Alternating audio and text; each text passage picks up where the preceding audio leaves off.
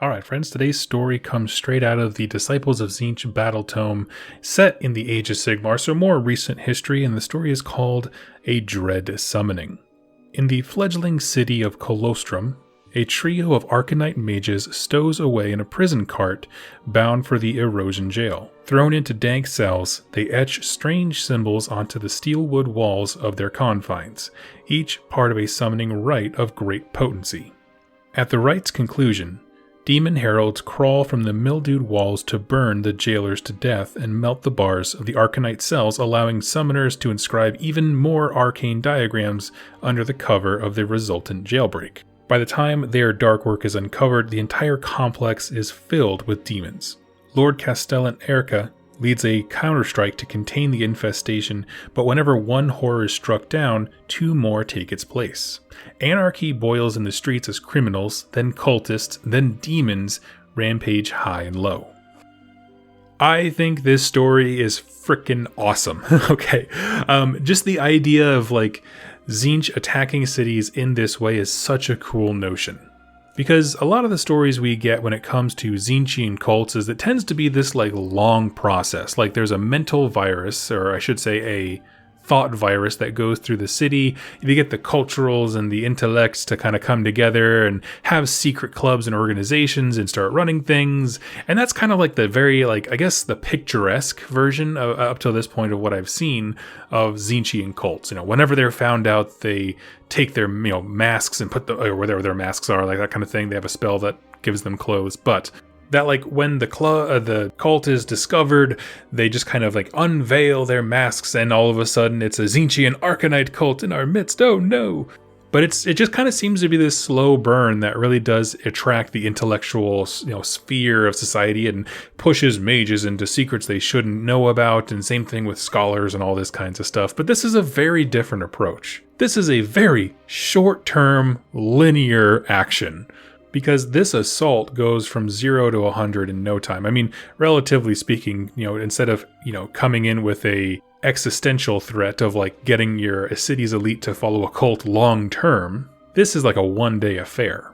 So breaking it down in case you're someone who doesn't really care for listening for stories, essentially, there's a wagon that's taking a bunch of prisoners to a prison. Somehow, 3 Tzeentch Arcanite wizards, so I'm assuming, higher sorcerers of some kind, some talented ones I'd imagine, get into this prison cart. Now, I'm kind of curious as to how they got there, whether that was part of a mix-up in whatever city they were coming from. Is there a city that's sending out arcanists to go annihilate their neighbors or whatever? Maybe there's a main cult hub who sends 3 mages to each prison to try and annihilate them, kind of a thing. I don't know. That's a cool story, though, wouldn't it be? But regardless of how they got there, the 3 prisoners are brought into prison, I'm sure subjected to terrible treatment as they're there, because, I can't imagine forces of order prisons are nice places to be. And once they have a little bit of cover, start doing these cool rituals to start pouring demons straight into the prison. Now, a few things here to note.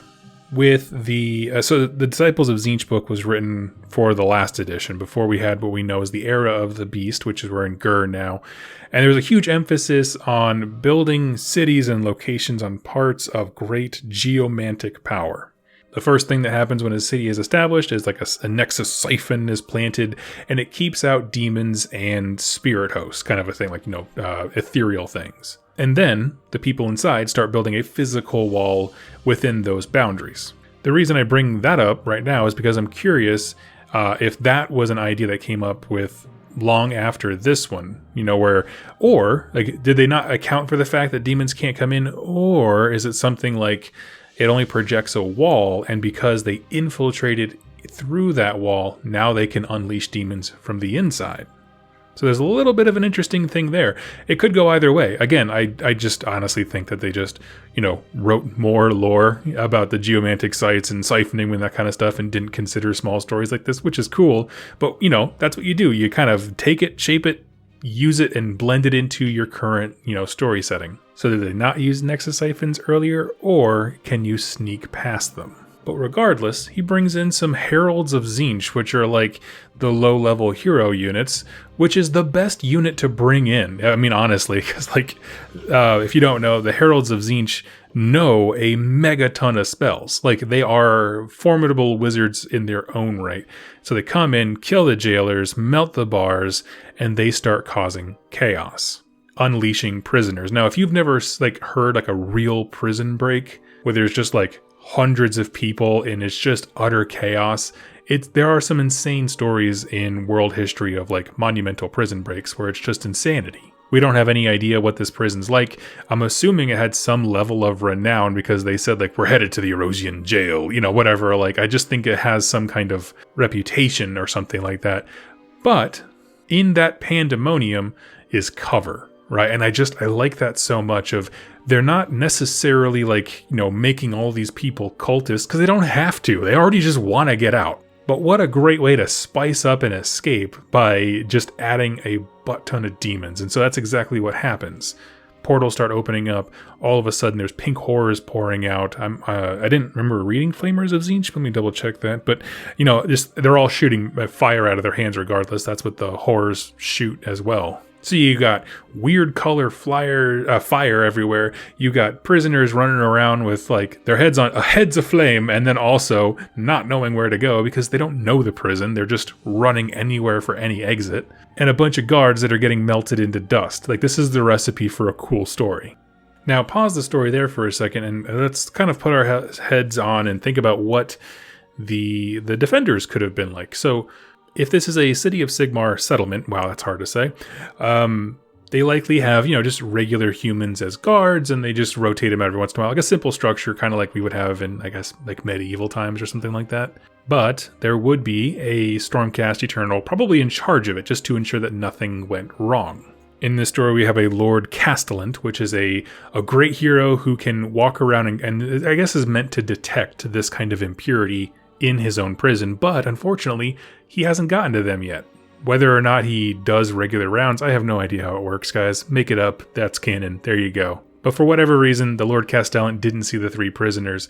And so when they hear there's a prison break, I can totally imagine there being a moment of okay, well, that's fine. Just, seal off the block, let them get tired, and then we'll go in tomorrow with a fresh fight kind of a thing. You can do a myriad of things, but contain the riot within the prison because they don't know that there's more happening. But that must be a rough realization of oh, I thought I was having a prison general population control problem. I'm having big problems, right? I'm sure the guards tried sealing off parts of the prison, but it's a little bit strange when all of a sudden blue and green fires erupting out of the door and it looks like demons are everywhere. That's some next level stuff that I'm not sure he was prepared for. Now, if you don't know much about Tzeentch as an army, his demons kind of represent themselves in these weird, ever-changing, asymmetrical forms. We call them horrors, the biggest of which are called pink horrors. Okay, they're just this very loud, clashing color schemes. If enough of them are in a group, they can hurl little fireballs and that kind of stuff. They have some basic ranged weapons. It's nothing like a fireball, mega spell or anything. It's just kind of a little damage magic missile thing. But that's not what horrors are about. They're pretty weak in combat. They're more just scary than anything else, to be honest. But the reason that they get real nasty is because when you're fighting one, if you kill it, it splits into 2. It splits into 2 smaller creatures known as blue horrors. And so where a pink horror is one large one that is, I guess, pretty happy to be alive, just wants to throw fire on things, which who can blame them?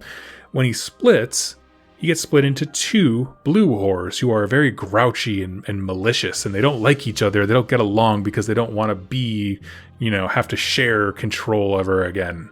But these blue horrors, even though they're smaller, much smaller, are still dangerous. It's like a villain going from, I guess, maybe the size of a classic fantasy human to a classic fantasy goblin. You know what I mean? It's that kind of shortness, hip high maybe, but they can still hurt you, especially if they gang up on you. And if every time you kill a pink horror, you get 2 blue horrors, they will gang up on you. And lastly, if you have, strength of sword left, if you kill a blue horror, you get 2 brimstone horrors. So this is 5 creatures in one, the pink, 2 blues, and 2 brimstones. And so what this does in the lore, as well as sometimes gameplay, is inverts the attrition scale. The more you hurt them, the more of them there are. And I can't fathom a kind of prison that exists that can handle that. Like, full armies can't handle that level of attrition. Kind of hard to fathom anything else. Now, mercifully, if you kill the Brimstone Horrors, they just leave you alone. Like, that doesn't keep duplicating and that kind of thing. There's an end to it. But more so than just the numerical factor of just being physically overrun, right? I mean, depending on how many demons they're pouring out and the madness going on around them, the guards who are trying to control the situation are going to be in a rough place. There's more pink horrors coming in. If I kill one, I make 2 enemies. If I kill one of those, now I have 3, 2 brims and 1 blue. And you can see this math becoming extremely disorienting because it's all loud clashing colors. There's spells going off. There's fire everywhere. And I can see people being defeated before they ever even lift the dang sword, right? The guy in the back who's watching the guy in the front split at horrors after horrors after horrors and is just seeing these numbers grow, that's the guy who's just going to run away, which is my lore reason for why I pull battle-shocked models off the back end. Just a little justification there for you. And that's what I like about Tzeentch. I guess we can segue into that's what I like about the story. It's a very short and sweet one. It's just a prison break story, but I think it really is a way to demonstrate why horrors are such a terrifying presence. Like, we can look at stuff like Nurgle when you see the grossness, or you can see Khorne and see this predatory need to kill and hunt and that kind of stuff. But when you look at Tzeentch, it's so easy to be like, oh yeah, he's the magic guy, he's just a nerd. But these guys are terrifying. There's just weird amalgams of flesh that have odd numbers of limbs, just flailing at you, shooting fire. At this story, there's also a bunch of prisoners who were happy to be gotten out of their cells. I'm sure their first priority was get the hell away from the demon. Because remember, people get arrested for all kinds of stuff, right? Could just be a repeat offender of a town drunk who's now in the prison cell next to, the 9th layer Lord of Hell kind of a thing. It's just this weird stuff. You're like, man, I just got a DUI. Come on. This is ridiculous. That would be me in my cell, not with a DUI, but you know what I mean? Just this is stupid. I didn't sign up for this. This isn't what the good people of Greywater Fastness sentenced me to prison for. It was reform, not this demonic intrusion. But yeah, I mean, these prisoners are breaking out, looking for an exit. I'm sure they're having trouble, because there are other guards and things like that, I'm sure. But in the chaos of it, when you look at both sides, or I guess I should say not both, but all of the sides, right? The demonic side of things is ramping up and growing exponentially with every time they're killed. Not to mention, they're still summoning more. The soldier population, I'm sure, is freaked the heck out because of everything that's happening. But right in the middle is the prisoners who just want to get the heck out of there. Maybe they're even willing to work and fight alongside the guards of this is so much bigger than my punishment. But then the guards probably don't know that, because if you didn't know that you let 3 cultists in, who's to say you didn't let in hundreds? You have no idea at this point who is a Tzeentch Arcanite and who is a normal person with a normal, we'll call it prison sentence.